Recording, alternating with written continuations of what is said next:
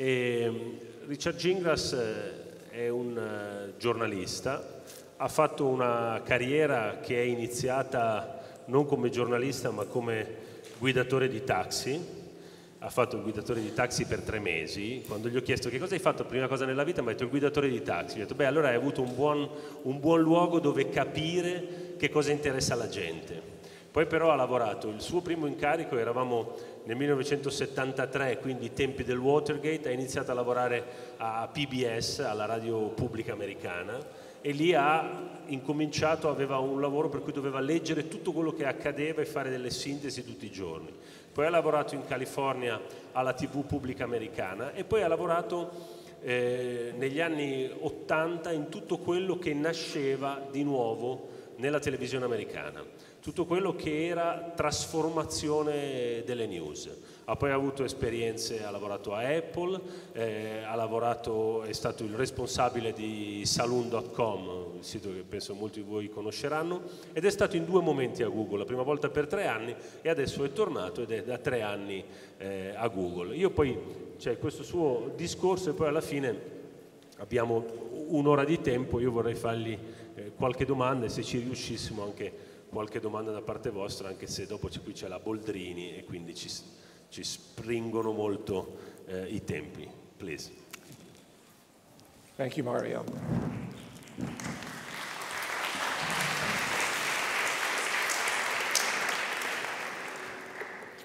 I thank you, Mario, for that very gracious introduction. I'm really honored to be here with you all today. This is an exciting festival, and it's in an exquisite room in an exquisite city. I'd also like to thank the translator in advance for taking my crude English and turning it into Italian poetry. So thank you very much for that. Google's often stated mission is to organize the world's information and make it universally accessible and useful. Basically, that mission is to connect the dots between the queries and interests of Google users and sources of quality information and knowledge. Suffice to say, if there were only a few sources of information, you wouldn't have much need for Google search. So for many reasons, Google has a deep and passionate interest in the richness of the news ecosystem.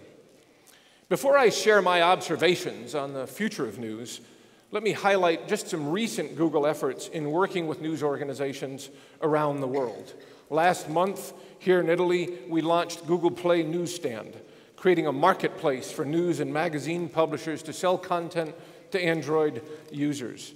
Last quarter, we launched Editor's Picks, the feature in Google News for Turkey and Portugal, where publishers in those countries can provide specific feeds of stories they want highlighted in the popular Editor's Picks widget on the right-hand side of Google News. We now offer Play Newsstand and Editor's Picks in many other countries and will continue to do so over the coming months. Google News, by the way, now offers editions in 72 countries, about 45 languages. Editor's Picks is available in 21 of those countries. But I'm not here to make a sales pitch for Google services. I'm here to share a perspective on the evolution of the news ecosystem, on the evolution of the information economy for news that we all now operate in. In Los Angeles in 1980, 3 television networks, CBS, NBC, and PBS, the public broadcasting service, launched the first interactive services in the United States using broadcast teletext. You're much more familiar with that than in Europe than we were in the United States. The PBS service was called Now the Electronic News Magazine. It provided real-time access to news and sports and offered our own version of highly condensed but in-depth stories. Now proved to be the most popular of the 3 services. I was its producer and its editor-in-chief. I was also its interface designer, though I should point out that the phrase interface design had not come into vogue. The pixels, by the way, were the size of your fist, so it was a very different design paradigm. This was my first digital media product. It was a very exciting time, and it changed the direction of my career. I abandoned the passive medium of television and began a long journey through digital media, computer technology, and publishing platforms. That journey included stops at Apple, early internet companies like the at-home broadband network, the portal Excite, and yes, the first pure-play digital property, Salon.com, and of course, Google. I don't say this to suggest I know all the answers. Far from it. All it means is that I've been doing this stuff since the days of steam-powered modems, and I can proudly say that I've made more mistakes than anyone in this room. Along with that bleeding-edge scar tissue, I might have attained a few insights into the architecture of media ecosystems and their rapid evolution over the last 35 years. I also came to realize over that period that if one doesn't know the answers, one might be wise to focus on identifying the right questions. Why are we here? At the highest level, I believe we're all here in this room because we care about the relationship between citizens and media, and specifically the relationship between citizens and journalism. I also believe we're here because we're excited by this time and place, because we're excited by the opportunities for innovation, because we realize that we are experiencing a renaissance in journalism creativity and are energized by the creative breakthroughs we're seeing. There has never been so much experimentation and innovation in journalism than what we're seeing today, whether that's from Mario's fascinating Google Glass interview with the Italian Prime Minister, to the fledgling success of Mediapart in Paris, to the experimentation in the Netherlands by organizations like Blendel and Kickstarter-funded De Correspondant, to the Pulitzer Prize winning efforts of ProPublica, the Center for Public Activity, and I'm very proud to say my former Salon colleague, Glenn Greenwald, for his work on the Snowden story at The Guardian, which he now continues at The Intercept, the first title out of Pierre Omidyar's startup First Look Media. It's also worth noting that just the 30 largest digital publications working in news now account for about 3,000 jobs, just those 30. I'm very passionately optimistic about the future of journalism, and for very good reason. But let's go back in time for a moment. As individuals, our relationship with media is dramatically different from what it was 300 years ago. Our forebears lived in a world almost entirely devoid of media. They talked to each other, and they didn't need devices. They exchanged news and gossip over back fences with their neighbors. Their world of media was extremely limited, indeed minuscule. The intermittent letter, a few books, some performed music, and maybe a broadsheet tacked onto a pub wall. Media was a very small part of their daily lives. In the last 100 years, the volume of media in an individual's life grew exponentially. With the introduction of electronic media, first radio, then television, it began to absorb hours and hours of the average citizen's time. More than 8 hours a day on television alone in the typical US household. It was largely a passive broadcast experience, but there was a lot of it, and it permeated the culture. Of course, that was just the start. With the advent of the internet, the mathematics of our individual and collective media experiences has changed substantially. From the vast number of voices in the ecosystem to our ability to access that ecosystem via an increasing array of media devices, it has exploded beyond our most exaggerated predictions. Today, media dominates our lives. We twitch with stolen glances at the screens in our palms, or as wearable devices evolve, attached to our faces, our wrists, our clothes. Fun fact number one, according to Motorola, the typical smartphone user checks their device 150 times a day. And if I don't keep this speech interesting, you'll be checking your device probably 25 times between now and its end. Media is no longer just a part of our lives. It is in many ways the very fabric of our lives. We now maintain many of our relationships entirely in the virtual world. We don't just consume media, we live within the media. I personally have far more relationships in the virtual world than in the analog world, and I'm sure I'm not unique. The internet didn't just increase the volume of media, it changed our relationship with it. We're not just consumers, we're producers. Indeed, we all have the ability to be journalists and publishers, and millions have seized that opportunity, whether they or we think of it as journalism or not. Indeed, some have raised the question, who is a journalist? Who is a purveyor of news? Those of us who believe in strong freedom of the press know that such freedom goes hand in hand with the lack of definition of that term. Yes, anyone can be a journalist. Yes, anyone can be a publisher. And news consumers are no longer the passive audience, respectively absorbing what the high priests of mainstream media wanted to tell them. They direct their own media experiences. They pick the voices they want to listen to, some mainstream, many not. They contribute, they share, they comment, they push back. Our new media ecosystem is exponentially more open than at any time in the history of civilization. Our cultures now have the potential to support freedom of the press as never before. As an American, one can see the open internet as our First Amendment brought to life. It's the democratic ideal. Anyone and everyone can publicly express themselves to the entire world, or the world that matters to them. Just recently, Espresso TV, a Kiev-based 24/7 news network that is less than a year old, achieved the #1 highest all-time watch time for a single event on YouTube in its history, dethroning the Red Bull Stratus event.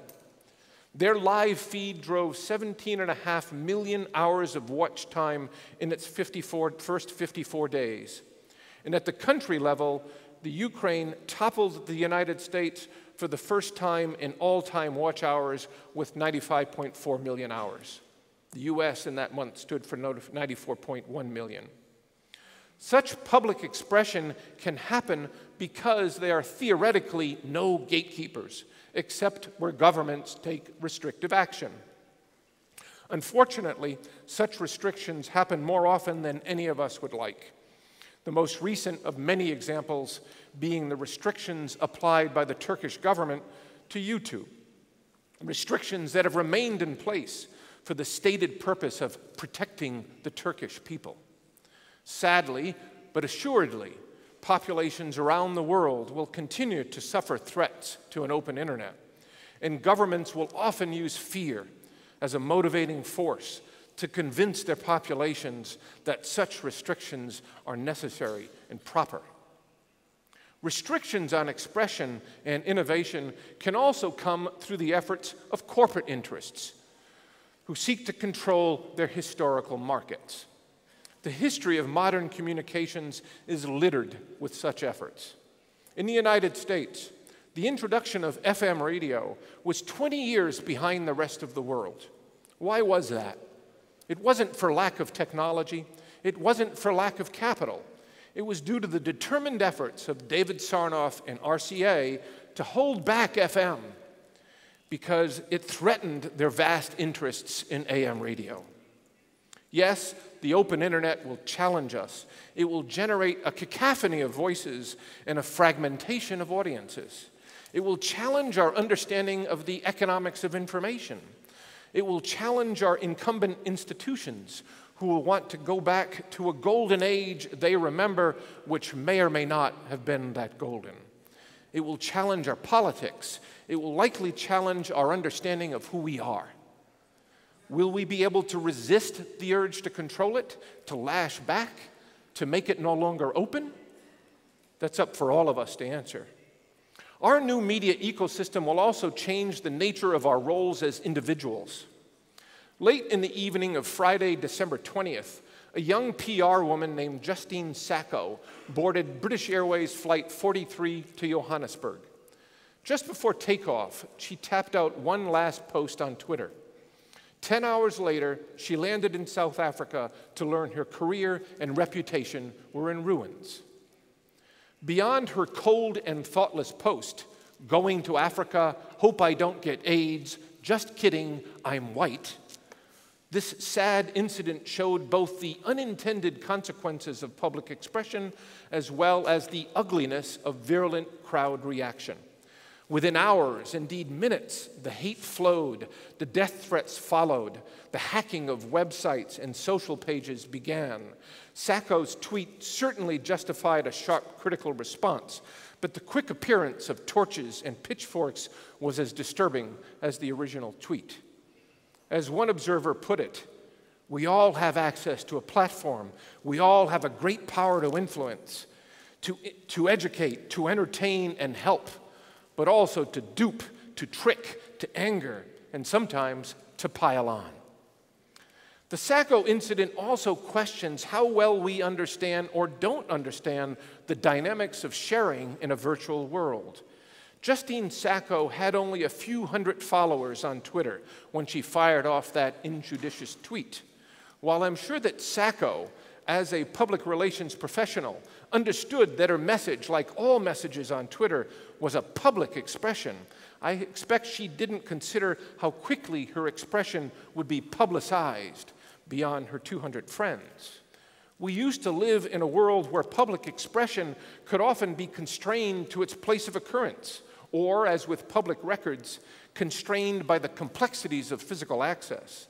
Now being public brings the potential to be easily and broadly publicized, whether one likes it or not. The Sacco incident also cemented a thought that's been rattling around my brain for a while now. Marshall McLuhan and later Andy Warhol suggested that in the future, everyone would be famous for 15 minutes. It's worked out a bit differently.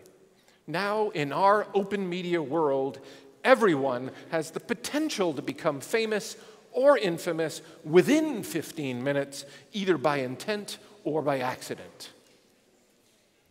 The new media ecosystem is not only filled with produced content, articles, posts, videos. There's been a vast increase in the amount of available data. Raw bits of stuff waiting to be turned into knowledge, public data, behavioral data, leaked data, cast-off streams of bits that we might not even think of as data, data that in the right hands can be used to help us understand how our society and how our institutions work or don't work, and in the wrong hands can be used to deny us our liberties.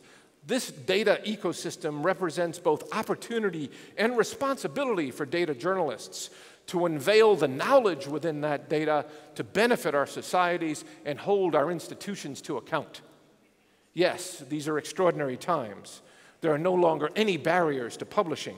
We all have a printing press in our pockets, a fact we cannot overemphasize. Yes, there's a massive amount of chaff in that expression, but there's also far more wheat. Beyond the explosion in expression, we also have powerful new capabilities that can change what journalists and publishers do and how they do it. Whether it be the evolution of new media forms, or the ability to engage with audiences, or the use of computational analysis for news reporting, or the emergence of countless new devices. In my view, there's no question that the future of journalism will be better than its past. It's only a question of how long it takes for the full capabilities of the new ecosystem to take form, how long it takes for us to become reasonably comfortable with its inherently more chaotic nature, and how long it takes for journalists to use these new capabilities to pursue their journalistic missions in an increasingly complex world. The media landscape is being reconstructed and reinvented in ways we know and in ways we do not yet know. The process of change is far from over. Indeed, it won't ever be over. The pace of technological change will not abate, it will only quicken. It's hard to realize that the iPhone hit the market just 7 years ago. Android was announced the same year, and Android devices went into stores a year later. The world now has nearly 1.5 billion smartphone users, and that number is growing 40% year over year. Fun fact number 2. Someone recently calculated that more cell phones were sold in the world last year than toothbrushes. Toothbrushes. I don't think that's funny.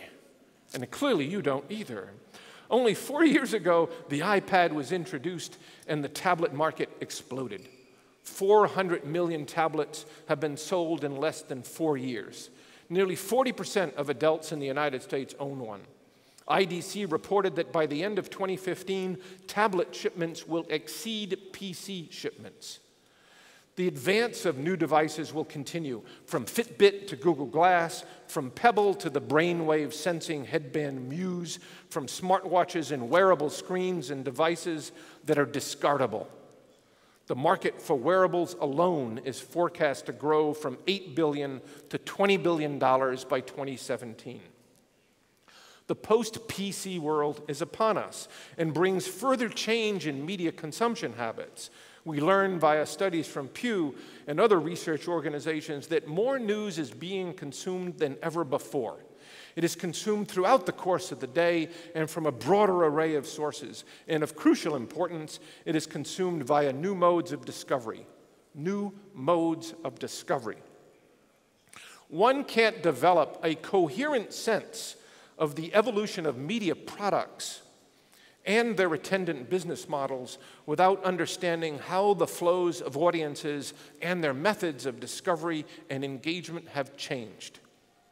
In the first decade of the web, the biggest new influence on audience behavior was web search.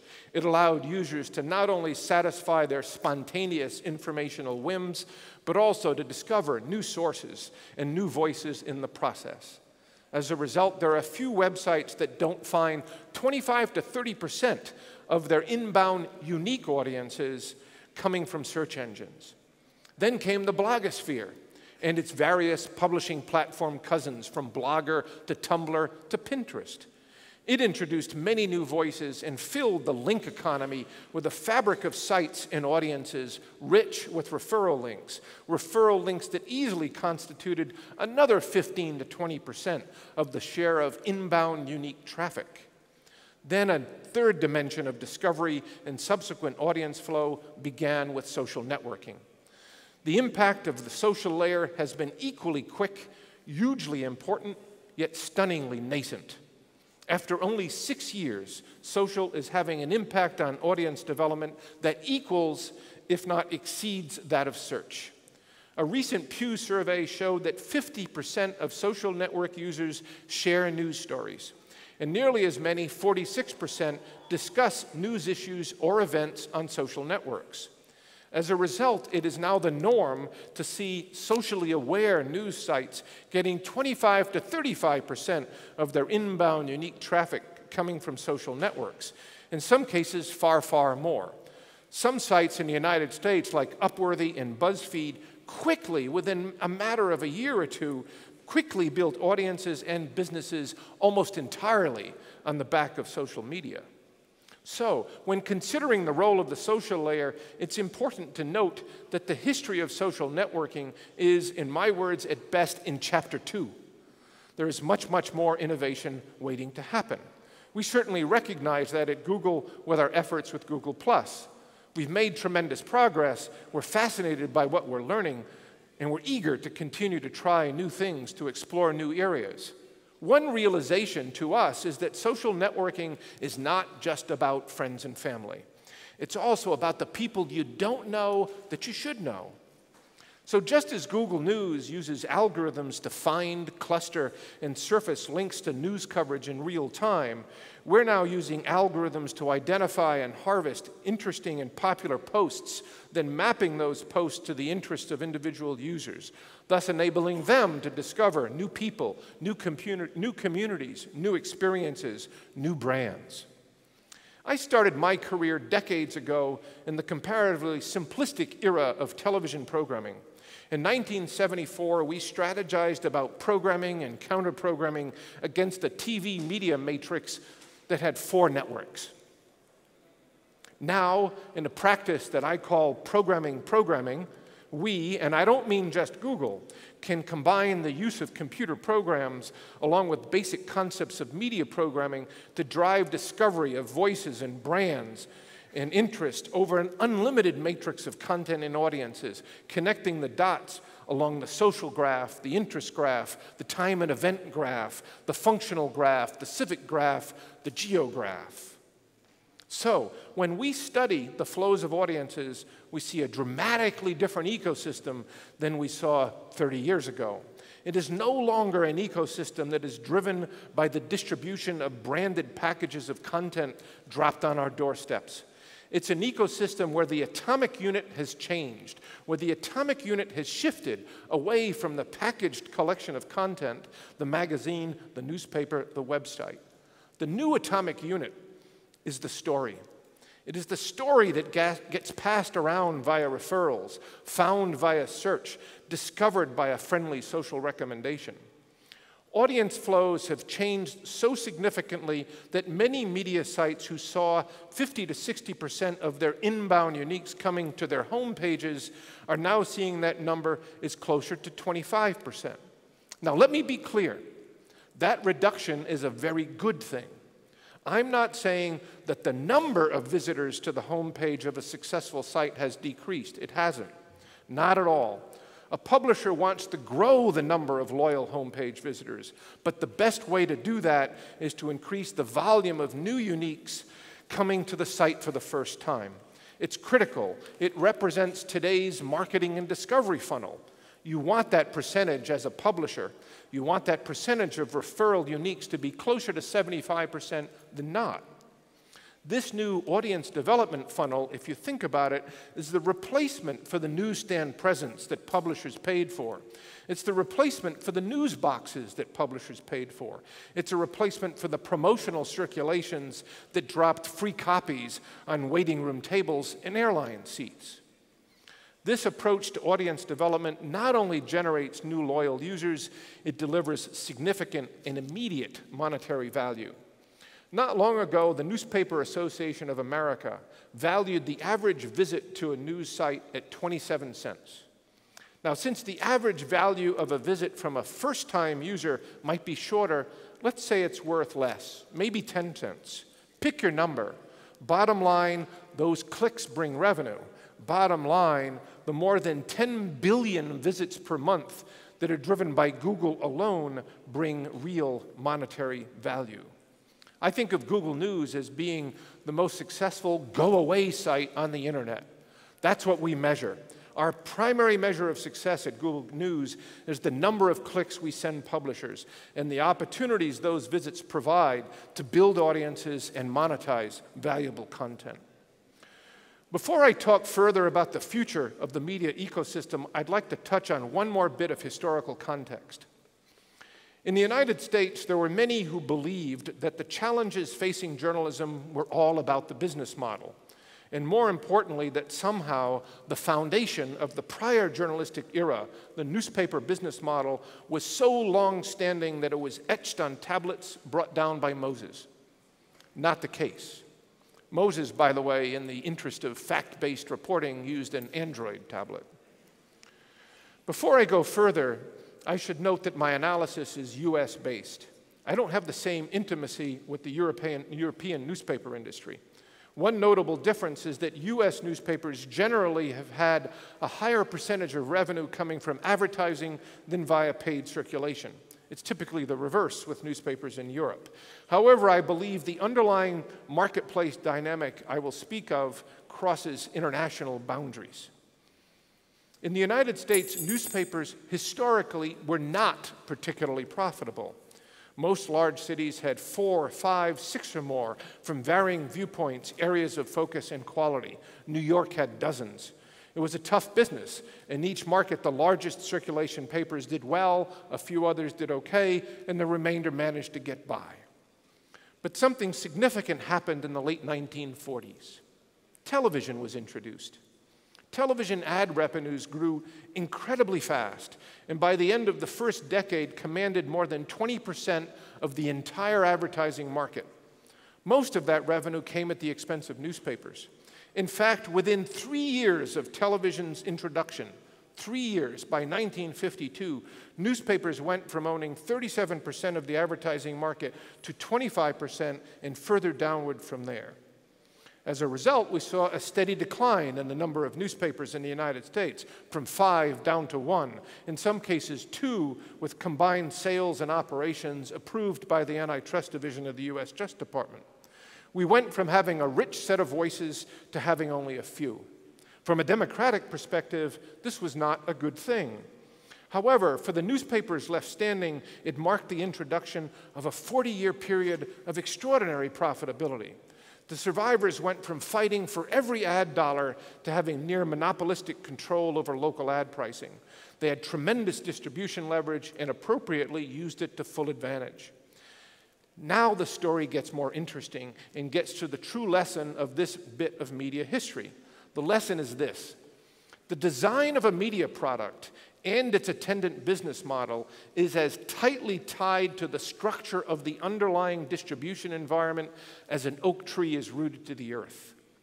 That golden era of near-monopoly newspapers in the United States stimulated a dramatic expansion of the newspaper product itself. It went from a thin product to a fat one. It went from a focus on hard news to one of all things to all interests, or at least those interests that made economic sense with their large circulation audiences. They introduced lifestyle sections and gardening sections, automotive sections, food sections, fashion sections. Beyond the fattening of the cash cow of classified ads, it was these soft news sections that drove a rich experience for users and an increasingly rich experience for publishers. Profits soared. That ability for them to monetize those markets began to decline with the introduction of cable television, which introduced more programming for niche audiences and additional competition. But then in the 1990s, the internet happened. With the onset of the open internet, the landscape began to change dramatically. With the open distribution came many new voices, from Craigslist to Monster.com, from Salon to HuffPo, from 1 million blogs to 1 billion social posts. From a standpoint of democratic free press principles, would anyone really want to flip back the clock on the advent of the internet? The openness of internet distribution and the subsequent expansion of the media landscape changes the validity of a print product model born of the prior era. Print products do not directly translate to the new media ecosystem. All things to all people portals have become far less relevant as the web has matured and spawned thousands of media products focused on nearly as many niche audiences. I learned this lesson at Salon.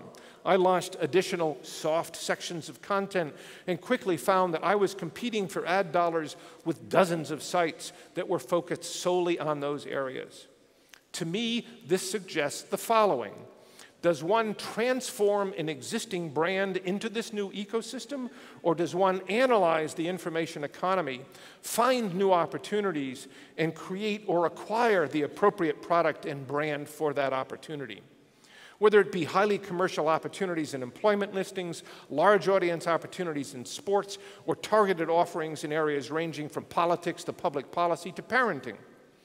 Might it be wiser to consider breaking the umbrella brand into its component parts, each with its own carefully tuned approach to the product experience and the business model? The good news is that many traditional media companies, including the New York Times, are beginning to understand this by launching targeted sites and apps that focused on niche markets of opportunity. Just a few weeks ago, the New York Times announced plans to launch separate food and opinion apps along with a quick news app called NYT Now. To me, the most interesting is the food app because they have deep archived content that they were never able to take full advantage of in the prior era, but can take full advantage of in this era. But it required them to rethink their understanding of the economy and create a product that was solely focused on that opportunity. The change in distribution architecture and its impact on products and business models is only one aspect of the extraordinary revolution that is currently playing out. The entire model is different, every part of it, from the way news is consumed, to the way it's distributed, to the tools that can be used for reporting, to the media forms that can be used to express a story. The old and new ecosystems are so different that it's necessary to rethink every facet of the model. I'm not suggesting that everything must change, But I am suggesting that a comprehensive rethinking is a necessary and valuable intellectual process. We owe it to ourselves. We owe it to the ongoing success of our enterprises. We owe it to the importance of our journalistic missions to consider and reconsider all options, all opportunities for positive change. Frankly, that rethinking, that recreation will happen whether we want it to or not. It will happen because digital entrepreneurs will approach these opportunities with no baggage, no old models to protect. Their canvas will be fresh and clean. Existing players are challenged, if not crippled, by the need to eat their own young. Entrepreneurs bear no such burden. Rethink everything. That's what must happen. That's what will happen. Let's look at several key dimensions. What's the nature and purpose of a website when most of the inbound traffic comes from search and social? As I've noted, the audience flows have shifted dramatically. If the homepage traffic is typically 25% of inbound audience, then where is the 75% of inbound traffic going? To story pages. These are the pages that serve the vital role of embracing new visitors, selling them on the brand's attributes, and converting them to regular visitors. Yet, we've all been there. When redesigning a site, where does most of the attention go? On the home page, because we think of it as the front door of the brand, when in truth, a site's new guests are visiting not through the front door, but through all the side doors, the bathroom door, the window door, the garage door. What is the right approach to subscription models in this varied media ecosystem? Yes, there are great opportunities for paid content, but these opportunities will only be harvested through a deep understanding of the new information economy, not by direct translations of models from the old information economy.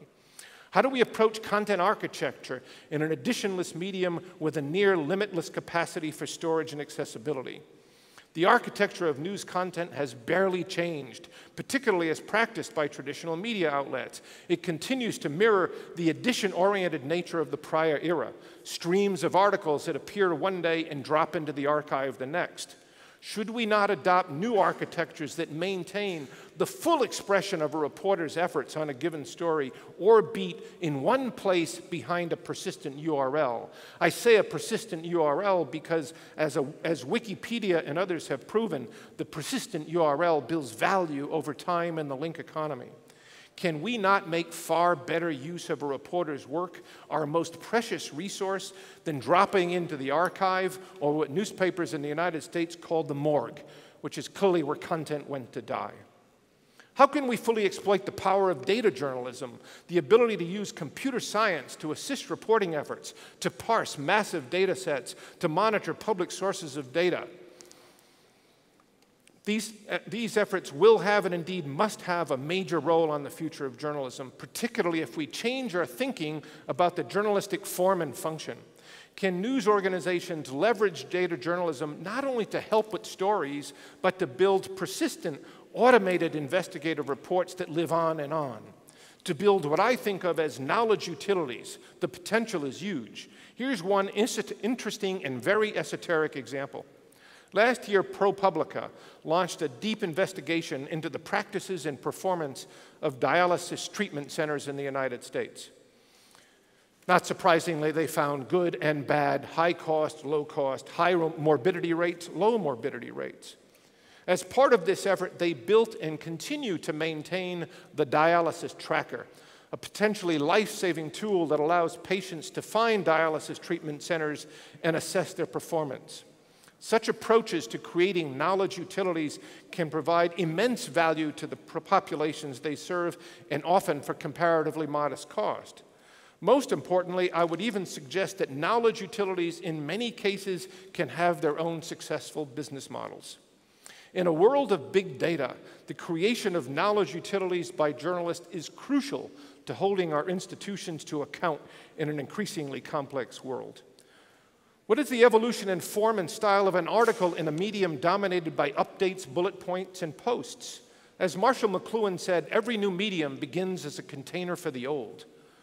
While early radio news began with the reading of newspaper articles, that model was quickly superseded by a shorter, crisper style that was appropriate to the radio medium. I'm not suggesting that the long form is dead. In fact, we're seeing a resurgence, but I am asking, what is the right way to convey knowledge in a rich media ecosystem increasingly oriented towards short bites of content consumed throughout the day on mobile devices? I'm suggesting that it might be wise to figure out how we make the content fit the container.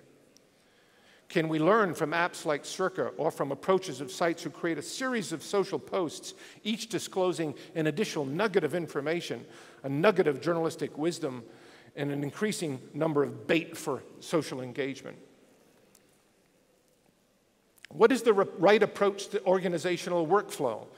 What is the appropriate approach given current and future advances in how news is generated, organized, and presented in a virtual, do-anything-from-anywhere 24/7 medium? What's the job definition of a reporter, of an editor, of a data journalist, or as the underlying models change? What's the role of a reporter in a medium that not only enables audience engagement, but requires it and rewards it?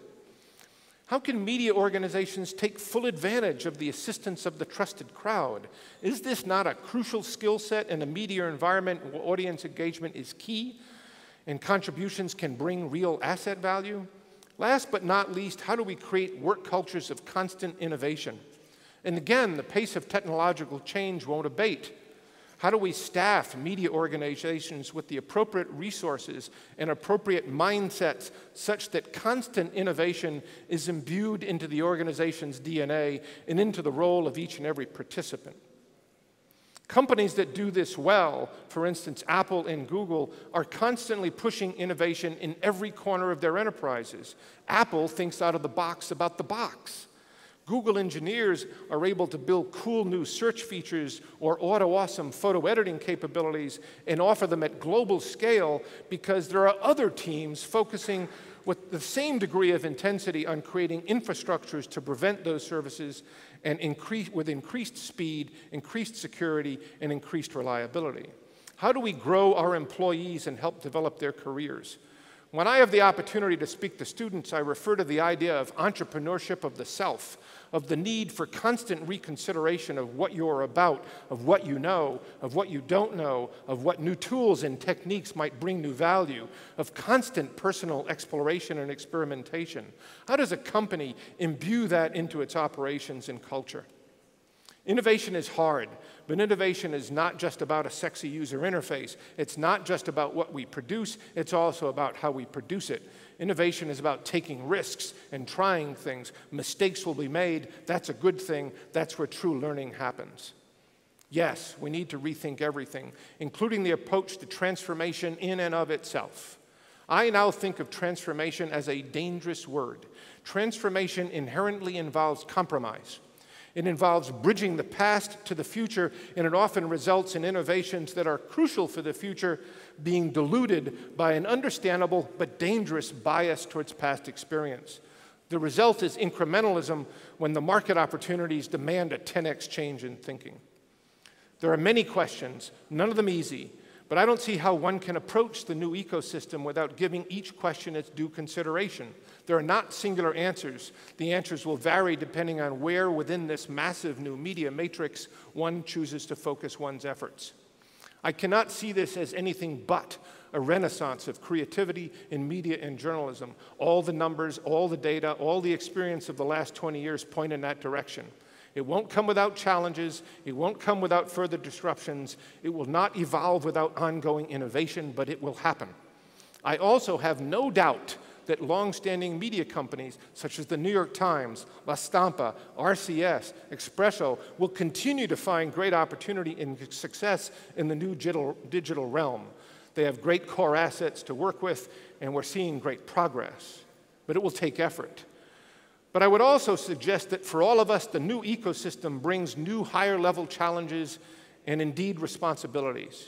I'm a technologist, but I know that technology, while it may have value, has no intrinsic values. It can always be used for good or ill. Among the many powers of the internet, for that matter, is its ability to provide support for any opinion, any belief, any fear, and give it greater volume. Sadly, political players, interest groups, and yes, some media outlets know all too well that affirmation sells far better than information. Our society's need for credible journalistic knowledge and wisdom has never been greater. While the evolution of the web has been hugely beneficial, it also raises the bar on any journalistic effort to parse truth from falsehood, wisdom from spin. How can we address that? Not only with innovation in our own journalistic approaches to building trust and credibility, but in opportunities to organically leverage the ecosystem itself. Is there a possibility of finding truth in the numbers? Yes, we live in interesting times, likely far more interesting than any of us had ever expected. It is a renaissance of journalistic innovation, and journalists have a future to mold. The future of journalism will be richer than its past, of that I have no doubt.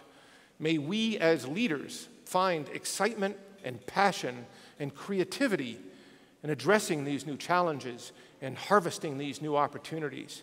And in doing so, may we inspire the same in others. I thank you.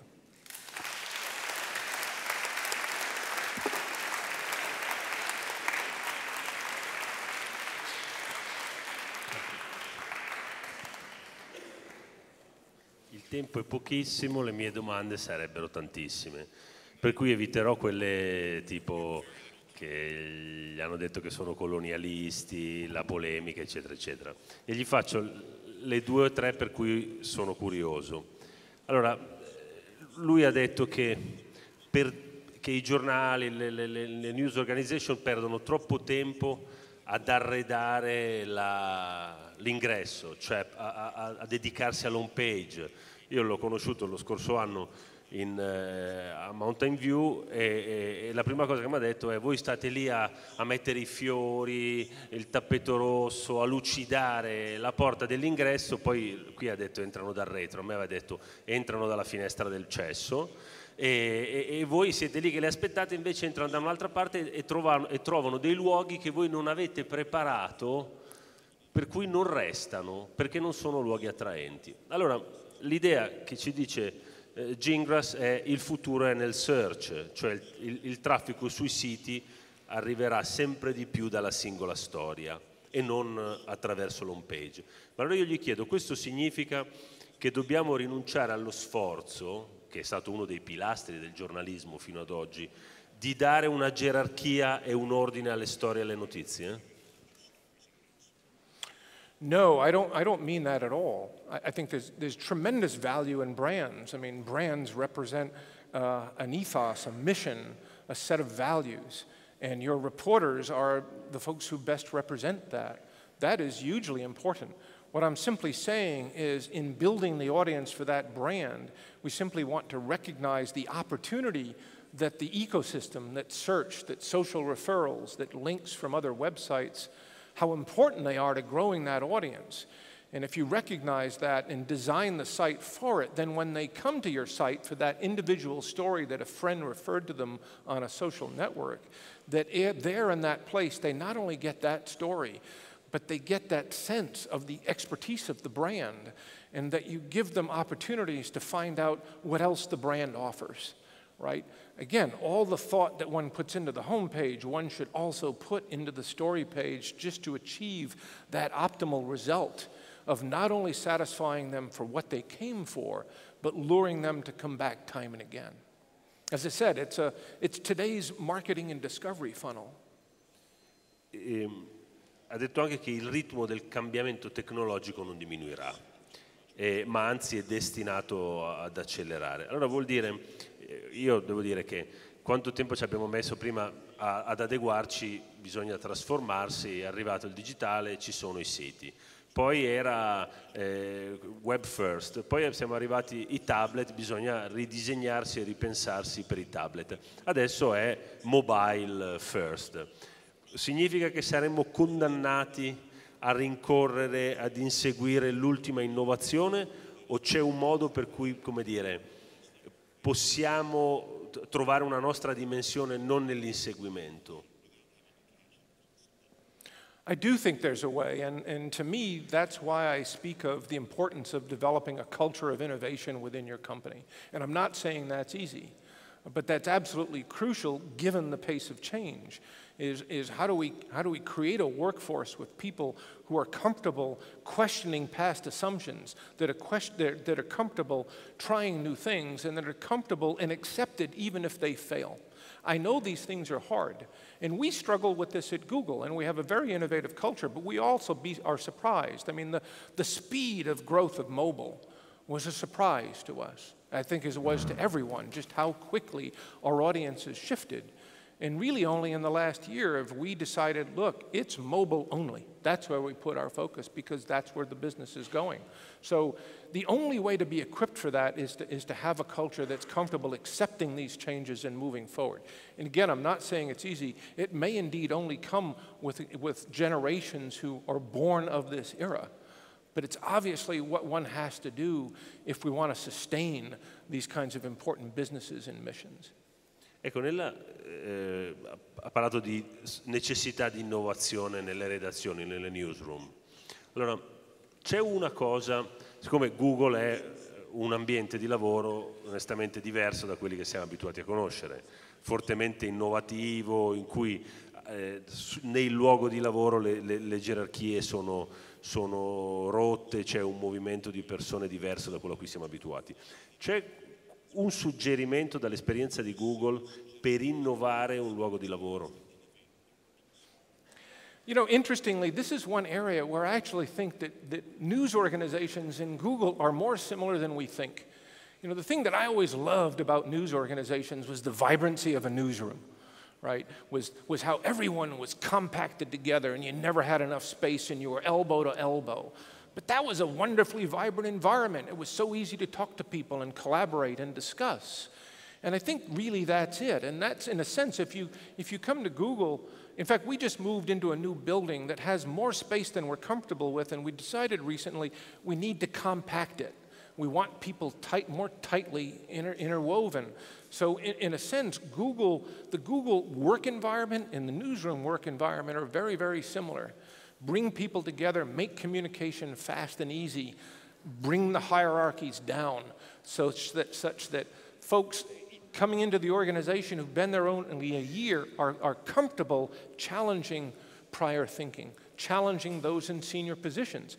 You know, if you came to our Friday all-hands meetings at Google, you'd be astonished at how challenging the questions are from the most junior employees, you know, who will ask Larry the most challenging question, because we've made it comfortable for them to do so. And again, it's sometimes uncomfortable for leadership, but it's obviously a powerful dimension of the organization. Ha fatto l'esempio nel suo discorso di quando è arrivata la televisione, di come la televisione ha mangiato la pubblicità ai giornali, di come nelle città americane ci fossero anche 4-5 giornali per città e la televisione li ha ridotti in brevissimo tempo a 2 e poi a 1. Oggi, diciamo, la rete sta facendo scomparire in alcune città il giornale rimasto. Allora, l'impatto del fenomeno digitale, del fenomeno internet sull'editoria, alla fine è comparabile con la televisione o è molto più drammatico di quello della televisione? Well, it's certainly far more complex, right? It's a much richer ecosystem. There are many, many more voices.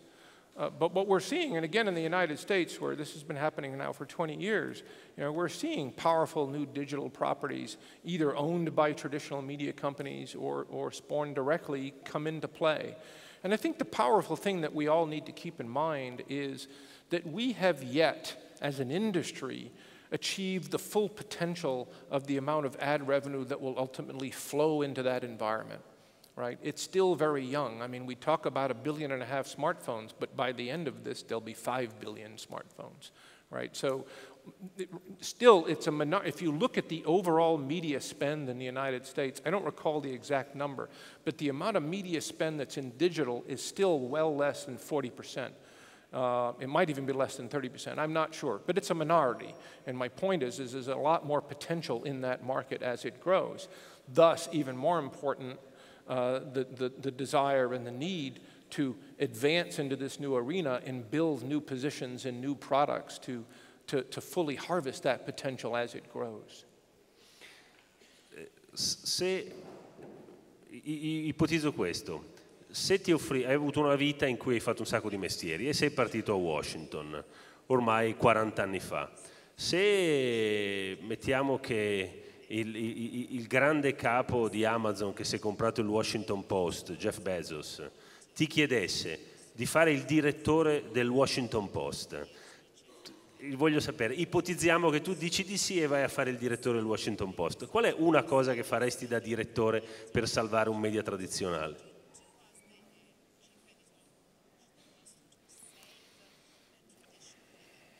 Lo sapevo che non sapeva rispondere. I suspect what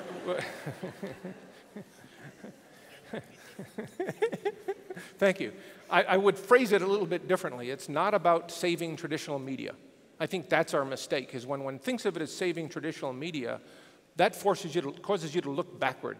It's about how do we evolve and mature and enrich journalism going forward. I mean, the Washington Post is a fascinating example in this regard, and in truth, it's an example of why their own culture held them back, right? The Washington Post, if anything, was known as the preeminent source of political information in Washington, D.C.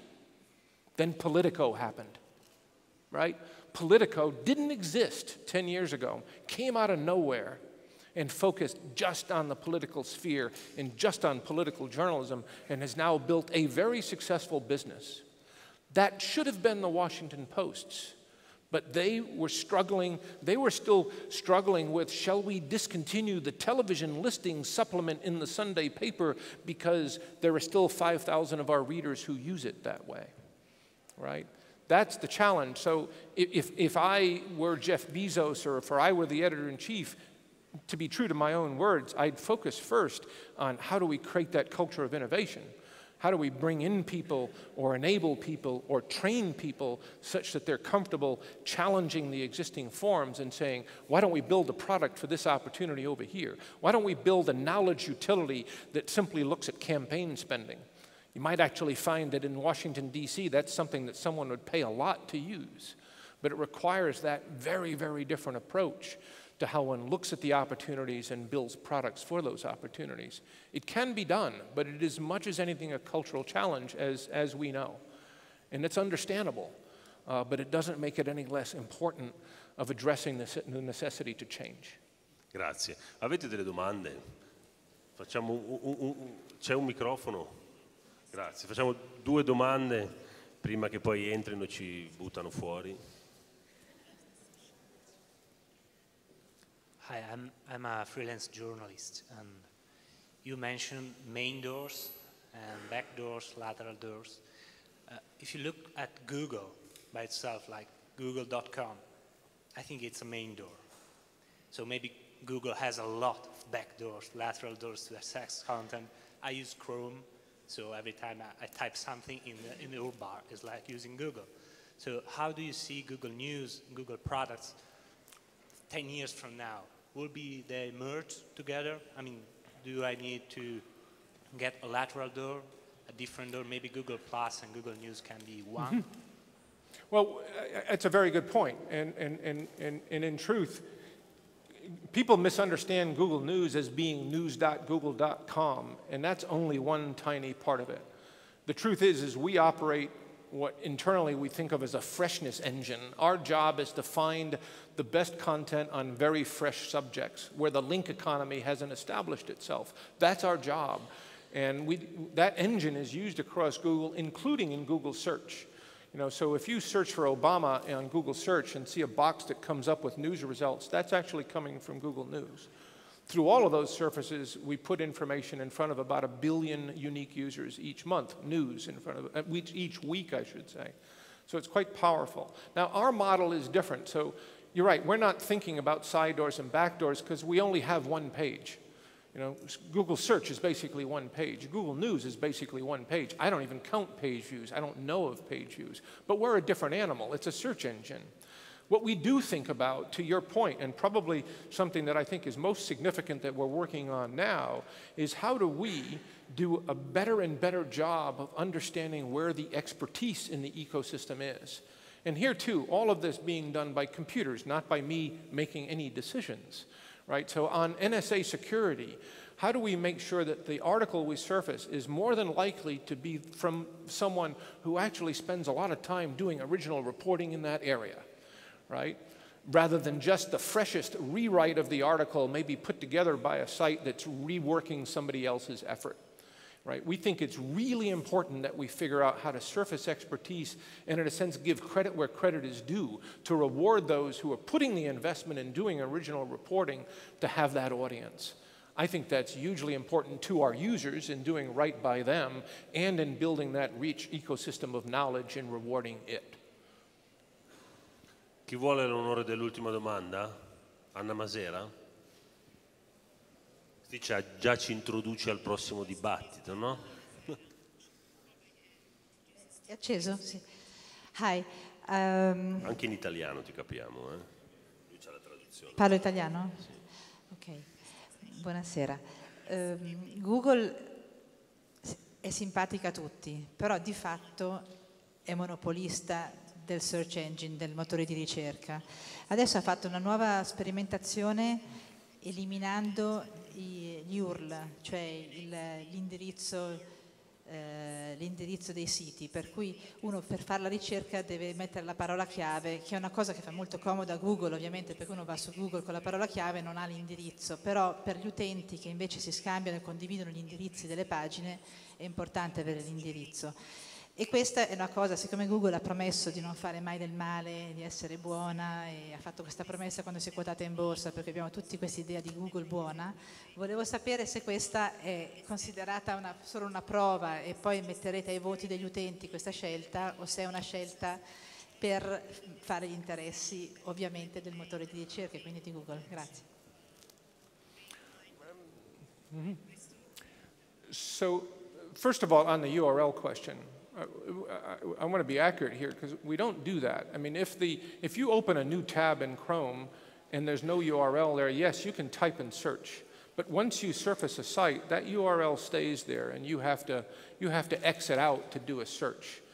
So we're not doing anything to hide URLs. We don't want that to happen. I would also, frankly, challenge the original point about monopoly. Yes, we have a very popular service and a very successful company, without question. But that is the case because I think, in our view, we put the user first. We've created very powerful experiences that users find very satisfactory. But I will also point out that there is no switching cost. You can use a different search engine tomorrow. You can use Bing this afternoon. It's there. It's all within the availability of the user. So we think about that all the time, right? That's why the shift to mobile was extremely concerning to us, because all the models and paradigms of interaction change. And we're only going to continue to succeed to the extent that we offer good services that people respect. You know, interestingly, you know, we see controversies and we see criticism of Google. And one of the things I like to point out on whatever the controversy is, I'll say, now do that search on Google and see the results that you find. Because in every instance, what you will see is that those articles critical of Google are there. And they're often at the top, because we're not thinking about that. The algorithm is looking for the best content to serve against that query, not something that satisfies our interests or hides information that is critical of Google. And I would challenge everyone, yes, we're successful, and because of that, we have this very powerful position in the marketplace. But I would challenge everyone here. As I said, journalists are important because they hold institutions to account.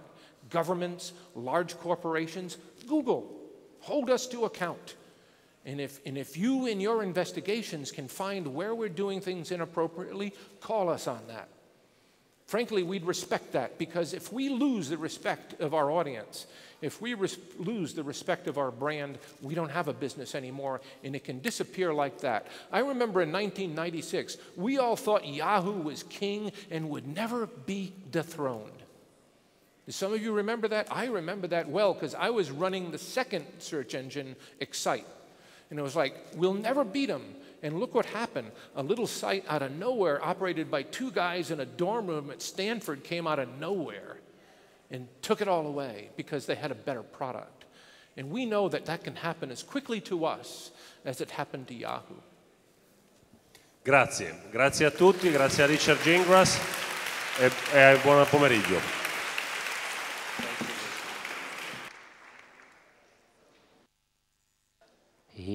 Signori, prima di uscire dalla sala siete pregati di riconsegnare le cuffie, gentilmente di riprendere i vostri ombrelli e di uscire con calma dal fondo sala, dalla porticina dietro